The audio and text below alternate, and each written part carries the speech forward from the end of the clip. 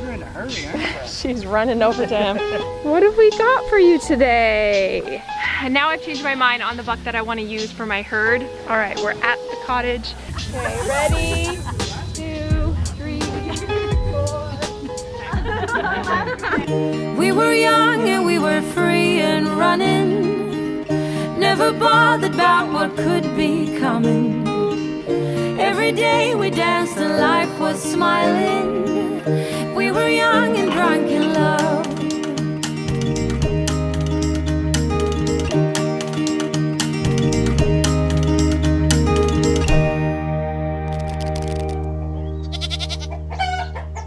Okay, guys, Cricket's been on a diet. She's slimmed down. Doing good. And now it's time to feed her a bunch of food again. Still way too vocal. She is really loud. She's a loud one. So I know it seems kind of counterintuitive, but we are going to actually flush Cricket because we're gonna breed her in a couple weeks. We're breeding her a little early, about a month or two before we actually get into the fall breeding, so we can have some winter babies. So who is Cricket? Why are we breeding her now? And why do we care? And what's the meaning of life?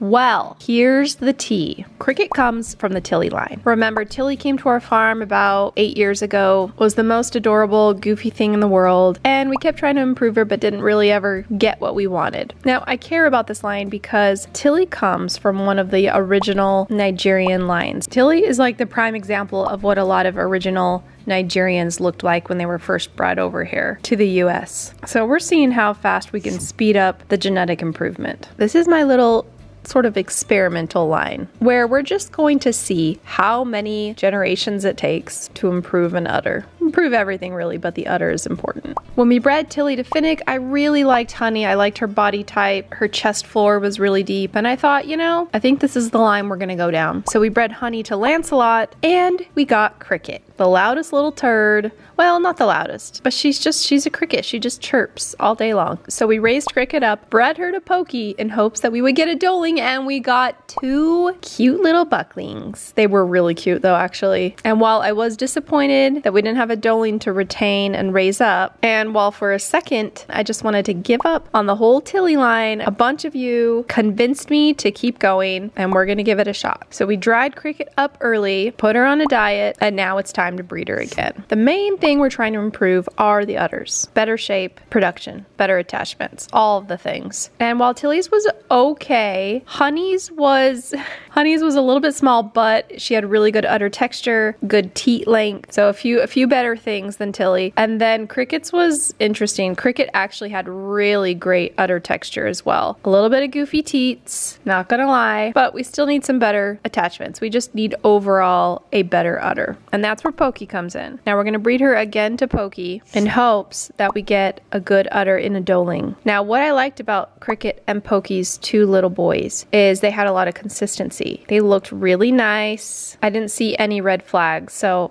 other than the fact that we can't see an udder yet, they were pretty good. So we're gonna go with Pokey again and hope and pray for a doeling. The other little trait that Cricket has that I think is a little bit off is she has a little bit of a Roman nose. A Roman nose is what Nubians have, like Luna. Luna's a Nubian. That's not really what a Nigerian should have though. And while she definitely doesn't have like a true Roman nose, she does not have the breed standard of a dish face where she needs a little bit of that scoop on the bridge of the nose. She doesn't have that. She is straight, if not a little bit bulbous. So that is a little trait that I personally would like to also correct, which I saw corrected in the boys that they had. So we're hoping that the girly that's born doesn't get this.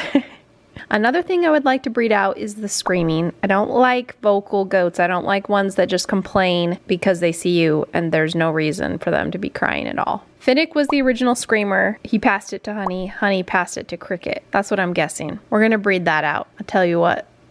Got it? Okay. That's the plan. That's the Tilly line plan. And that means in order to get bred, we've got to flush her. Come on in. Don't you want to come in? Don't you want to? Look at all this good. Flushing is when you give a doe about 3 weeks before they're bred a lot of extra nutrition. So that can be grain, that can be more alfalfa. It doesn't really matter. It just means you boost them a little bit, and that helps the doe release more eggs. We want that to happen so that we have more kids and for the potential of an actual doeling to keep out of cricket. Yeah, fight with Daphne, I don't care about that. We're also gonna do the doeling method with cricket, which means we're gonna breed her to Pokey just on one day alone. And for us to be able to pinpoint that day, we're gonna have to use something called a seeder, because during the summer, the breedings aren't that strong, so we gotta push it a little bit. Now, Cricket herself tends to be a bully, so I'm not really too concerned that all of them are ganging up on her right now, because it'll help calm her down a bit and make her realize she's not the boss of the applesauce. They're not mean, they just all stand around and are like telling her, hey, listen, we've been eating this hay for the whole last 3 months. You don't get to have all of it. We eat first and you eat second. So funny, they were all raised together and yet they're separated for a couple months, and now the herd order changes. But now we'll have peace and quiet on the farm. Now she's back to her alfalfa and she'll get that boost of nutrition. This was actually my plan all along, because I wanted her to lose weight and then get flushed. Get flushed, that sounds funny. Because if I had let her stay nice and chubby and then tried to flush her, the science says it doesn't work as much for them. So you have to get them a little bit underweight, or at least a healthy weight, and then you can go ahead and try to flush them to boost fertility.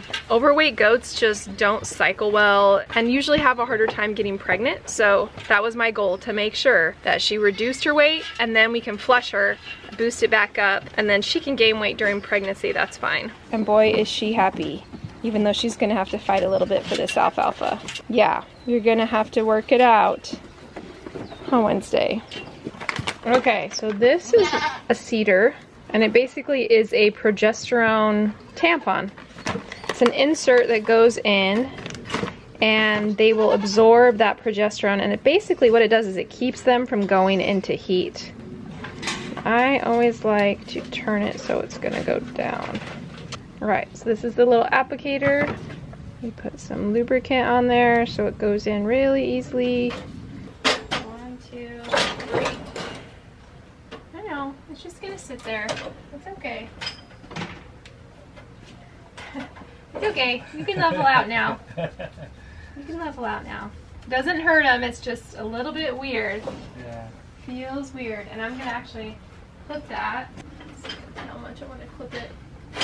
I think I'm actually gonna leave it this time, because I sometimes think that when you clip it, it makes a little sharp edge on it. Yeah, you're right. And as long as the other goats don't pull it out. Yeah. Sometimes other goats will pull it out, and that's but I don't think any of our goats will do that. So you're okay. You get a little bit of grain too. A buck would for sure.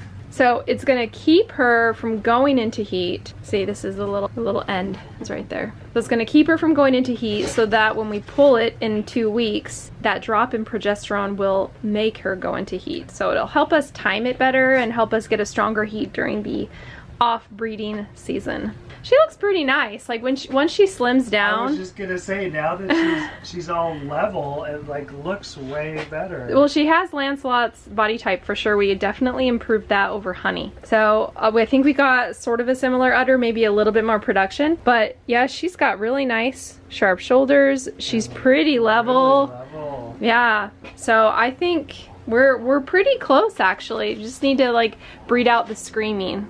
And not eat so much. Yeah, so much better. Just on hay she gets pretty chunky.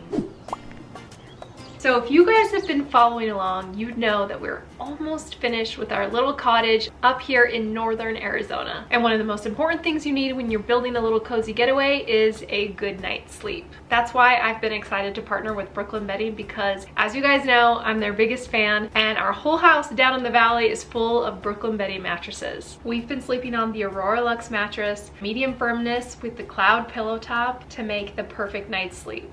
The quality is so nice and the price is definitely affordable. Brooklyn Bedding has been crafting mattresses for over 30 years. Every single one is designed, assembled, and shipped straight from their Arizona factory, which as fellow Arizonans we love, but they ship all over the US. By handling everything in-house, they're able to keep prices reasonable without sacrificing quality. We use their online sleep quiz to find the right mattress based on how we sleep. I've trained myself now to become a back sleeper, and Kevin is still stomach sleeping, so we had to find something that worked for both of us. The setup was a breeze. It arrived in a box, we brought it up here, it unwrapped easily, fluffed up without any weird smells. And something that I am so grateful for is we don't sleep hot, because we have this little tiny room back here that Kevin and I are sleeping in when we come up to the cottage, and it can get a little bit stuffy, but we are not sleeping hot on this mattress, that's for sure, because they're designed with cooling features to help regulate your temperature, which has been a lifesaver. Brooklyn Bedding also offers a 120-night sleep trial, a limited lifetime warranty, and free shipping right to your door. So trying it out is low risk and super convenient. So if you're looking for a new mattress, I highly recommend checking them out. Visit brooklynbedding.com/Weedom and use my code Weedom to get 30% off your order. That's brooklynbedding.com/Weedom using code Weedom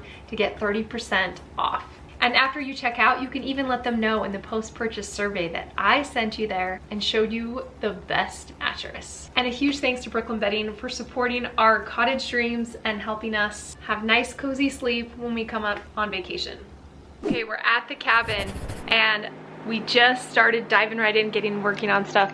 And Lydia is putting together, well, is it already pretty much put together? Or did you put that whole thing together? Our little accordion that's gonna divide the room. That's cool. We also got this thing, I haven't really shown it yet, but I found this online and we added wheels to the bottom of it, because let me pull it out and show you what it is. We're gonna open this up and have a TV in there, and then when we come up here we can put it up, take the TV out, put it up here and watch TV, but for the most part this will be stored away. Yeah. Yeah, if you want them there at the same time, then they can see me right through this edge where, because it can't go as far because of the green shell. Yeah. All right, we're at the cottage, at the cabin. The big reunion, and I'm sorry I haven't filmed hardly any of it because we've been having too much fun, going crazy. I'm gonna show you us trying to take a picture together because I'm sure it'll be funny. Okay, we're gonna put Grandma and Grandpa in the middle. So then let's just start putting by families. So families can come together. You guys scoot over. Maybe Mickey more on the end and taller people in the middle. So Rusty behind Kelly, but in between Dayla. Angie, yeah, just scoot in on the end there. Go shoulder to shoulder with Ethan, so then I can fit right in that spot. Perfect. Can you see Emma? Yeah, totally. Her face is right there. Never mind. Well, you're taller than these kids, so you're good. Okay, I've got a 10-second timer. Are we ready? Yeah. Okay, that looks good. Focus on everybody. 3.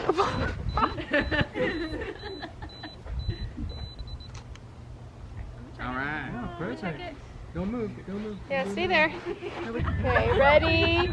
2, 3, 4, 5, 6, 7. Hey, that's good. All right. Ta-da. I want to see it. Yeah, come see it. Cute. Yeah. We definitely look like a church summer camp with these. And that's how you take a family photo. All right, guys, so everything was going fine. Everything was good until I found the cedar on the ground. Another doe must have pulled it out of Cricket because there's no way that they can push these out. So somebody did it, and I want to know who. Of course, it's like the one time that I decide not to clip it short. I was like, no, it'll be fine. Here we are a week later. So that happened. It's about a week too early for that cedar to come out, but it's out. So I'm gonna check her. We're gonna see if we see that she maybe is coming to tea. Maybe that's why she's loud. So I decided to put her on the stand and use my little speculum and camera from my AI kit to really check out the cervix and the mucus of the cervix to see if she's in heat. Now, normally you would just go off the signs that the doe is exhibiting. Like she would be loud, she would be flagging, she would be wanting to be by the buck. But I really wanted to get a closer look. And since I did a lot of AI last year, I can really tell by just looking at that cervix real quick. And according to my calculations, I think we're at the beginning of heat. So I don't think she's actually even ovulating yet. I think she's just right before that mark. So I think this is the best time to see if Pokey will breed her. So we walked her over to Pokey's because he's gonna let us know if she's in heat. You're in a hurry, aren't you? She's running over to him. Maybe she knows more than us. Do you see that, Pokey? What have we got for you today? He's just eating his breakfast like a normal dude. Pretty Doesn't realize that his girl. life's gonna change today. First thing we're gonna do is just let her in. Go ahead. And just see how they both react to each other. See how much she runs from him. What do you think? Yes? No? He's thinking about it. He's smelling it. Well, he's got to do the courting process first, so we've got to... Okay, so she's going to pee. He's going to smell it. He's going to see what he thinks. What do you think? Yes? He's got to smell it. He's got to do that little response. Are we good? All right, well, he's going to go... And even though Pokey is somewhat interested in her, she's running from him, and it doesn't really seem like she's in a strong heat yet. Now, the young newbies can be like this anyway, just because they're scared of a buck. They've never really been around a buck, but Cricket should pretty much be standing for him, and she's not. So we gave them some time, and Pokey ended up just not being interested in her, which lets us know that she's not probably quite ready yet, and we gotta wait and try again maybe tomorrow. Okay, so after yesterday's failed attempt at breeding, I think it was just too early. We're thinking she might be in heat today. It's so hard when it's the summer because they don't have usually strong heats, and that's why I was doing the cedar, but we'll see. We're gonna take her back over to Pokey and we're gonna let him try again. Talking a lot. She is louder than she even normally is, so that's why I'm like, okay, yeah. All right, let's go back over to Pokey. You're still loud. She's not running from him as much as she was yesterday. Like she's, I guess, sort of standing for him.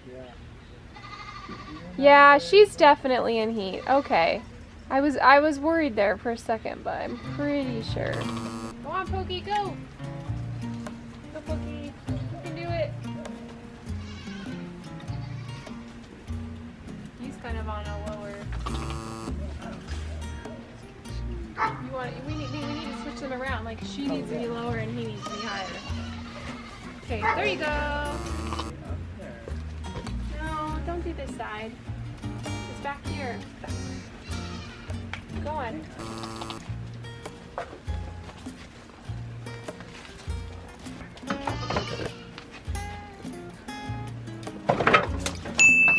We did it! Good thing we That's have the casa. Good thing we have the casa. Man, that's crazy. That's what we have to do. I mean, I'll have to clip out the parts where he actually breeds her because YouTube doesn't like that. They don't like when they see animals breeding, which... But for some reason, last year we had this problem with Pokey where we just thought he was too short or that he was just like young. And now we've realized that he needs his does to be a lot shorter than him. Yeah. And Cricket is a taller doe. So I think that that's where we're having the trouble. But we used the deck and it worked out. So she was definitely in heat. She was not yesterday. Oh, yeah. It was a little too early and she was not wanting to stand for him, but today she did. So if we're gonna do the doling method, Kevin, I guess we gotta take her out and just have that one. All right, we're gonna just risk it. We're gonna do the doling method and we're gonna hope that just that one time and that we were early enough in the heat. Because today it's about noon right now and she could have been in heat this morning. So it's like trying to do the doling method can be kind of tricky because you really have to get them bred real early. So I don't know if this is early or if this is late or what, but she's bred. All right, today is June 26th. So she's due, according to our calculations, November 18th. Okay, so you're probably wondering why we're not breeding Cricket to little Woody here, because my original plans were to breed both to Pokey, who's mad that I took Cricket away, by the way, and to Woody. We were gonna do two and then do a DNA test and all that. Well, I have changed my mind. not just on breeding him to Cricket, but breeding him to anybody. And we're actually going to not use Woody this year at all. So Jennifer at Hidden Hills was so nice to me and helped me pick out a buck. Well, she gave me a lot of options and she let me choose the buck that I wanted. And now I've changed my mind on the buck that I want to use for my herd. So she so kindly is gonna let me sort of transfer him out. So I will get another buck from her herd for next year, and we're not gonna use Woody this year. So it leaves me in a bit of a lurch because I don't know who I'm gonna breed the 2 Pokey daughters to. I could technically breed them to their half sibling Romeo if I wanted to really closely line breed, but I'm not sure I'm ready for that yet. So I don't know, I gotta think about what I wanna do, but we might try some AI on the Pokey daughters, the first timers. I don't know if it'll work, but we might give that a try. And then we also have some buck renting options on what I might do instead. So as I get more into like the exact genetics I want, there's a lot of tweaking and a lot of more meticulous planning that has to go in place to make sure it's all exactly what I want. So Mr. Woody here, who is so friendly and so sweet, is such a good boy. He did nothing wrong. He's a literal little angel. He's actually gonna go to a new farm. He is. He's gonna leave us. All these boys are so bitey because they were all fed bottles. So just a little change of plans. That's one of the plans that have been changed. And I think I'm probably gonna change around the bucks a lot as I do a lot more research on who I'm gonna breed to who, and it takes a little more meticulous planning to get it, you know, just right. I'm not even gonna go in there because they're gonna completely maul me the second I go in, but I loved all the suggestions you guys made about the nicknames for Lulu. I just gave it away. Shoot, I was gonna say for Malibu. Well, we're gonna call her Lulu. I think that's so cute. Kevin wanted to name her Barbie. Some people liked Mally or like even Boo Boo or Boo, but Lulu just sticks.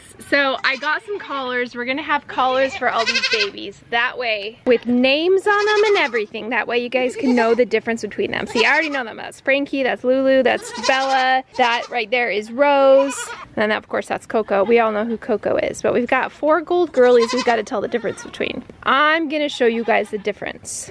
I can already tell just by their body types and their faces, but you guys are gonna need some colors to see them through the camera. So we're gonna get some colors that will help make them stand out and help you guys know who's who. In the meantime, thanks for watching today's video. We're getting nice and toasty warm here, so it's super fun. Hopefully Cricket is officially bred. Don't have to worry about that anymore. In 30 days, we'll ultrasound her, we'll see if it worked, and then we'll make the countdown to November when we'll have kids again. Kidding season never ends here. In the meantime, if you want to go watch, or if you've missed it, the video on all the ghosts we've ever owned, you can watch that here.